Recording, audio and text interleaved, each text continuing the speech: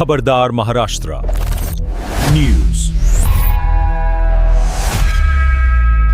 सोलापूर शहरातील कलावती नगरातील तेलगू शाळेच्या मैदानात शनिवारी मध्यरात्री महेश गुरुसिद्धप्पा सावळतोटे वय वर्ष 21 राहणार कलावती नगर सोलापूर हा झोपला होता। त्यावेळी तेथून जाणाऱ्या सोमनाथ नागराज जवळकोटे याचा पाय महेशला लागला। महेशने सोमनाथला शिवीगाळ केली। त्या रागातून सोमनाथने तेथील दगड उचलून महेशच्या डोक्यात घातला। त्यात गंभीर जखमी होऊन त्याचा मृत्यू झाला। दारूच्या नशेत हा प्रकार घडल्याने दुसऱ्या दिवशी रविवारी सकाळी सोमनाथ स्वतः पोलीस ठाण्यात हजर झाला। मृत महेश हा अविवाहित असून तो बिगारी काम करत होता। त्याच्या नात्यातील एका तरुणाच्या लग्नाचा कार्यक्रम होता। तो झाल्यावर महेश घरी जातो म्हणून तेथून निघाला।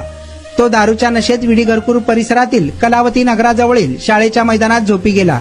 तेथे आलेल्या सोमनाथ देखील नशेत होता। त्याचा पाय महेशला लागला आणि महेश त्याला शिवीगाळ करू लागला। त्याचा पाठलाग करीत तो जात होता।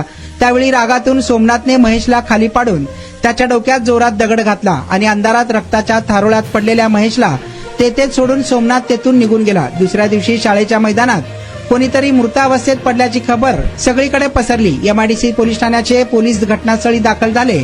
सहाय्यक पोलीस आयुक्त दिलीप पवार, वरिष्ठ पोलीस निरीक्षक प्रमोद वाघमारे, पोलीस निरीक्षक विजय खोमणे आदींनी तेथे जाऊन पाहणी केली।